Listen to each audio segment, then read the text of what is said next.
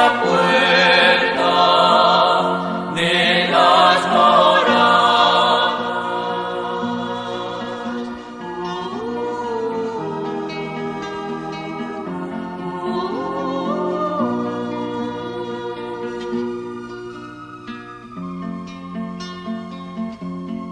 Mira, que estoy a la puerta llamando.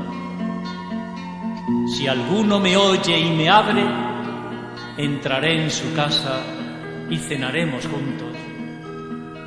Le comunicaré todos mis secretos. Amén. Maránata, ven, Señor Jesús. Tengo la puerta abierta para ti.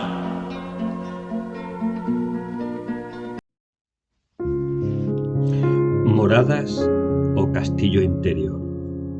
Sexta charla. Las terceras moradas, capítulo 2.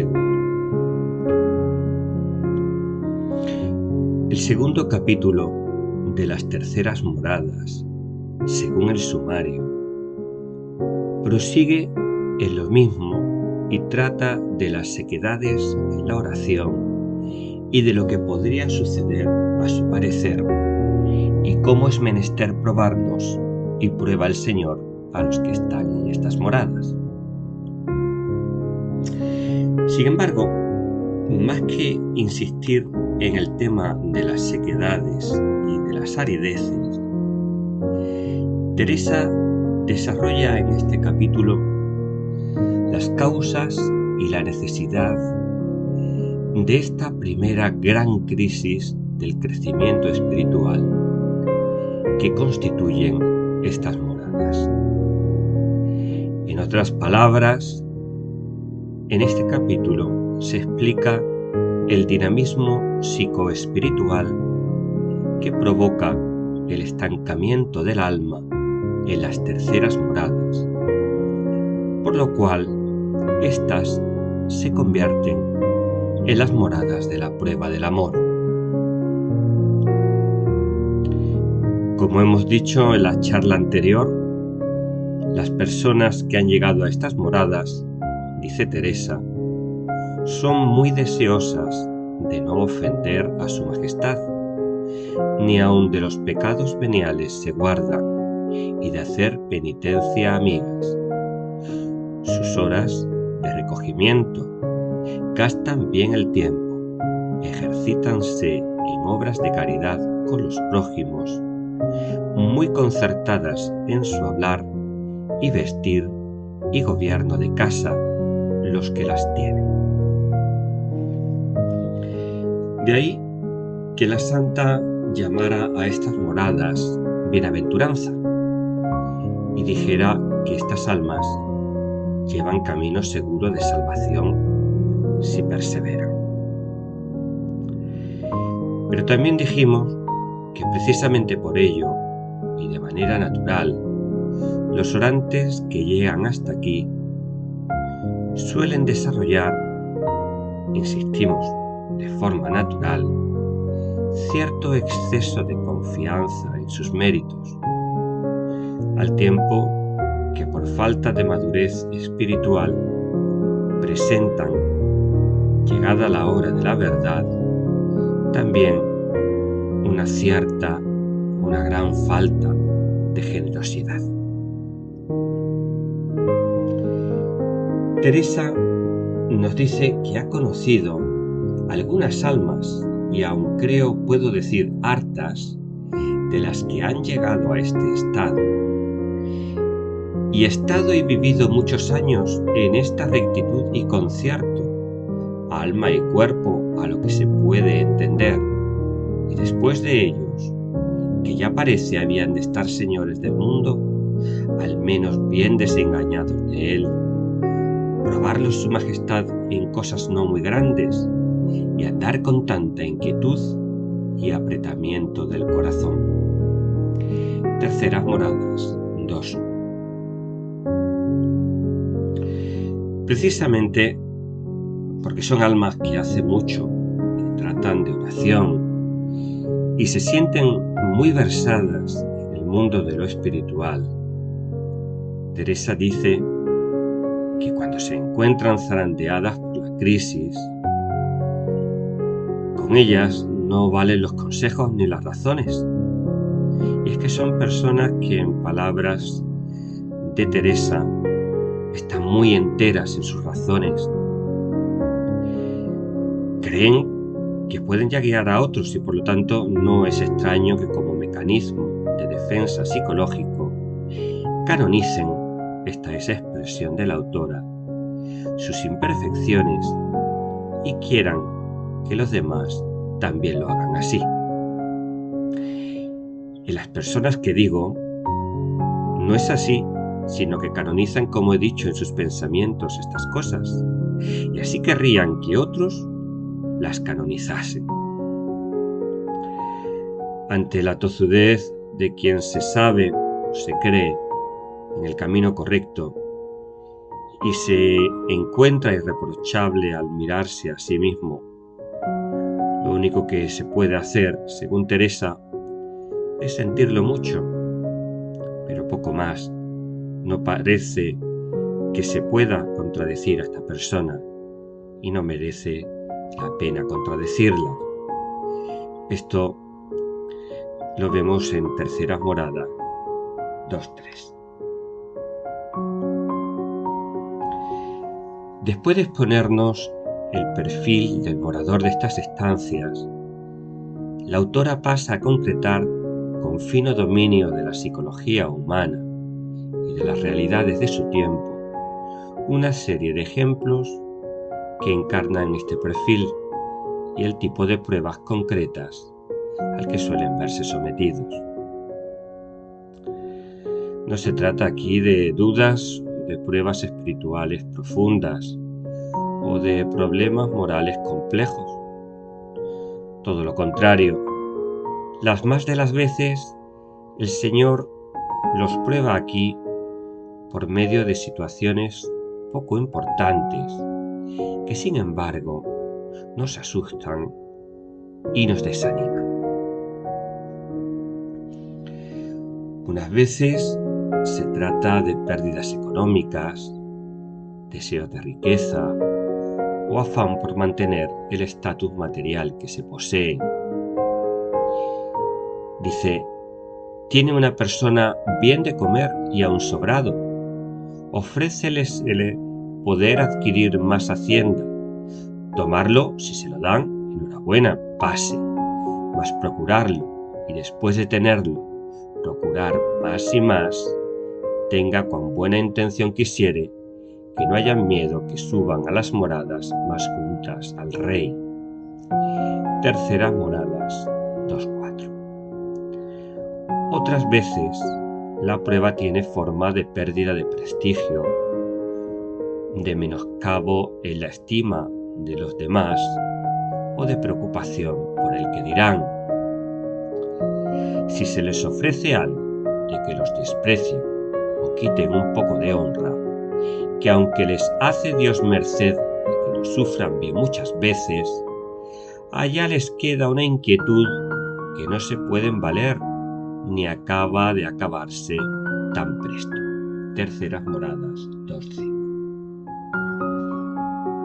Aunque en un primer momento podría pensarse que estas pruebas son propias de seglares, de gente que vive con un pie en el mundo, Teresa advierte a sus hijas religiosas que de otras maneras, pero con base en los mismos mecanismos psicológicos de apropiación y de identificación con el propio ego, estas pruebas alcanzan también a los religiosos, porque según nos recuerda, no está el negocio en tener hábito de religión o no, sino en procurar ejercitar las virtudes y rendir nuestra voluntad a la de Dios en todo. Y que el concierto de nuestra vida sea lo que su majestad ordenare de ella, y no queramos nosotras que se haga nuestra voluntad, sino la suya. Terceras Moradas 2.6. Con esta advertencia, la autora se remite a su planteamiento inicial, ya expresado desde el primer momento, en el primer capítulo de las Primeras Moradas. La prueba de toque de la auténtica espiritualidad consiste en conformar la propia voluntad con la de Cristo. Esta es la clave de si el alma, buen camino o no. En este caso, la clave de si el alma sigue avanzando en el camino o se ha comenzado a enrocar en la autocomplacencia y el autobombo. Conformar la propia voluntad con la de Cristo es el nervio que atraviesa todo el itinerario teresiano, de la primera a la última morada. Por otra parte, es de notar que si en el capítulo anterior la santa se había centrado en las sequedades y arideces del espíritu, en este capítulo la crisis tiene forma de crisis con origen externo más que espiritual. Esto nos hace caer en la cuenta de que quizás sea difícil separar ambos planos, el interior y el exterior, al menos en estas moradas iniciales, porque lo externo influye sobremanera aún en un alma que, por muy ordenada que esté y por muy sólida que se crea, en el fondo se sostiene sobre la fragilidad del ego y de sus necesidades psicológicas, más que sobre Dios. No es extraño, por lo tanto, que los problemas y dificultades exteriores se reflejen en una vida de oración que no está fundada aún en la experiencia de un amor incondicional, quebrándola, debilitándola fácilmente y haciendo aparecer así la sequedad o la aridez. Esta cuestión de las primeras sequedades o arideces nos lleva a tratar la forma típica de la oración en estas estancias. Y aunque Teresa no lo menciona explícitamente, más adelante, en las cuartas moradas, sí se va a deducir con más facilidad que la forma de meditación típica en las terceras moradas, sin abandonar la oración vocal ni la meditación, sería una meditación discursiva, intelectiva, de los misterios de la vida de Cristo, que se proyectaría ya hacia el ejercicio del recogimiento adquirido, tal y como Teresa lo explica en Camino de Perfección, Códice de Valladolid 28, 4-7. Los sentidos exteriores, vista, oído, se recogen. El entendimiento que se ha ejercitado en la meditación activa e intelectual de la palabra de Dios se va acallando poco a poco y la voluntad se va quietando, poniendo en juego los efectos y aprendiendo así a ejercitarse en un estar amando a Dios. Esta contemplación adquirida es un grado de oración afectivo y por lo tanto activo. Es decir, que el orante, con un poco de práctica, concentración y buena disposición, y a veces con no poca buena suerte, puede adquirir por sus propios medios. Este hábito de la práctica del recogimiento predispondrá poco a poco en las siguientes moradas, incluso es posible que tenga algún atisbo en estas, al recogimiento infuso, que es ya don de Dios y por lo tanto forma pasiva y verdaderamente mística de oración. Por eso, dice Teresa, refiriéndose a estas almas de las terceras moradas, en estos no deja el Señor de pagar como justo y aún como misericordioso, que siempre da mucho más que merecemos con darnos contentos harto mayores que los podemos tener en los que dan los regalos y distraimientos de la vida. Mas no pienso que da muchos gustos, si no es alguna vez para convidarlos con ver lo que pasa en las demás moradas, porque se dispongan para entrar en ellas. Terceras moradas 2.9. Hemos de insistir en que cuando hablamos ya del recogimiento, por muy adquirido que sea, es decir, por muy fruto que sea del esfuerzo activo de la persona, entramos ya en un modo de oración afectivo y por lo tanto más voluble. No es de extrañar que el alma comience a sentir aquí las primeras arideces y sequedades, que no son otra cosa que la falta de gusto en la oración, entendiendo por ello la falta de concentración, la dispersión mental, la ausencia de paz, de serenidad, de gozo o la desagradable sensación de neutralidad, de estar perdiendo el tiempo o de no estar sacando ningún provecho de la oración. En las cuartas moradas, Teresa hablará por extenso de este tema, por lo que nos basta aquí exponerlo hasta este punto. Quizás en ambos casos, en el caso de las causas externas, como el de las causas internas de las crisis de la tercera morada, el origen del problema haya que buscarlo, con independencia, como decimos, de la causa, en los mismos mecanismos psicológicos profundos. En el deseo de tener, en estas moradas se puede incluso justificar con que es para hacer obras de caridad. El menoscabo o la mengua de la honra de la que pensaban que se habían desentendido, o la pérdida de placer que produce el bienestar, el confort, la sequedad espiritual o la enfermedad. Todos ellos son resortes psicológicos profundos de la crisis en estas moradas. Sin embargo, lo volvemos a repetir una vez más. La prueba tiene su origen en la pedagogía de Dios, que quiere hacernos crecer en el amor para que podamos llegar a las siguientes moradas. Para ello tiene que sacarnos de nuestra zona de confort y demostrarnos la precariedad de nuestros esfuerzos. La crisis, por lo tanto, es indispensable para seguir avanzando en el camino espiritual. Sin la crisis de las terceras moradas, el orante no podrá seguir avanzando y su vida espiritual quedará empantanada en una rutina cuadriculada, seca, sin vida, hecha de costumbre y autocomplacencia. Con esto, este estado es excelentísimo, dice la santa, y si no, toda nuestra vida nos estaremos en él y con mil penas y miserias, porque como no hemos dejado a nosotras mismas, es muy trabajoso y pesado, porque vamos muy cargadas de esta tierra, de nuestra miseria, lo que no van los que suben a los aposentos que faltan.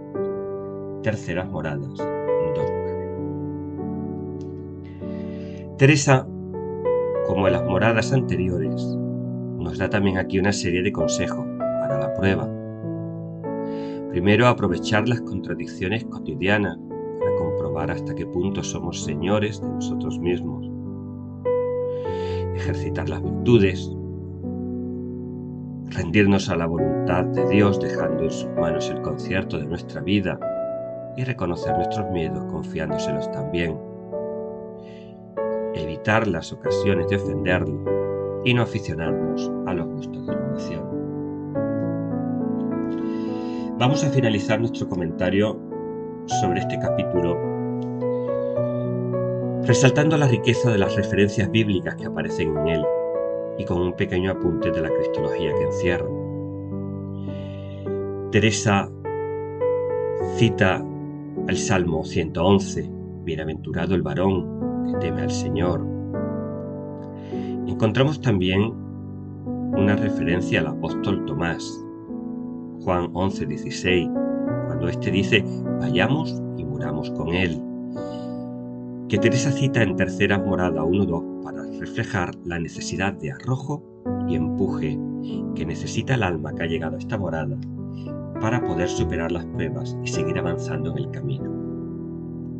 También se menciona a David y a Salomón, Tercera Morada 1.4. El primero supera la prueba, el segundo sucumbe a ella. El alma no debe, por lo tanto, poner en sí su confianza, porque realmente es todavía inestable y débil.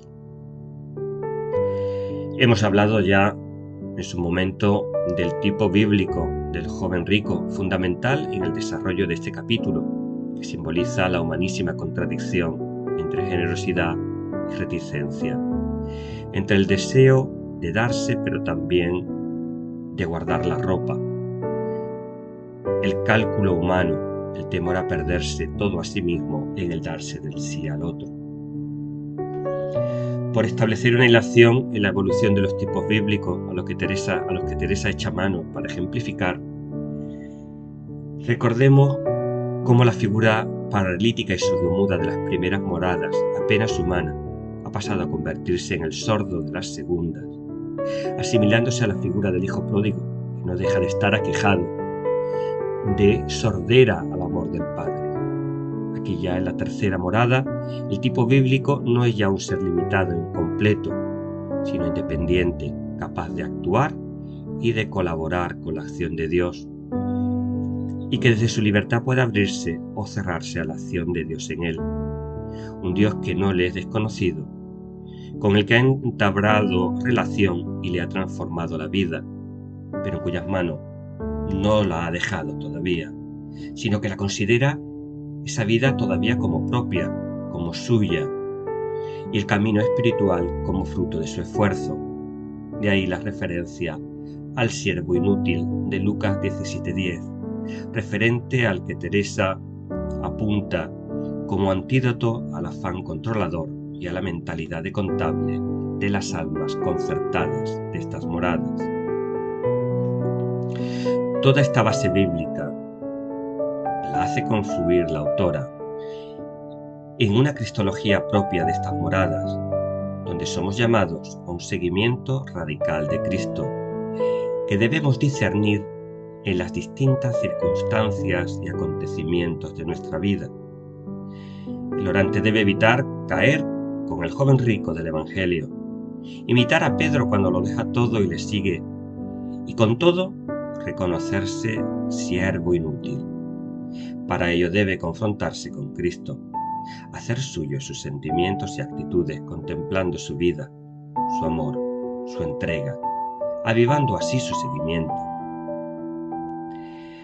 Dependerá, por tanto, de cómo afrontemos esta prueba de amor, que entremos o no en las siguientes moradas, o que caigamos en el estancamiento espiritual.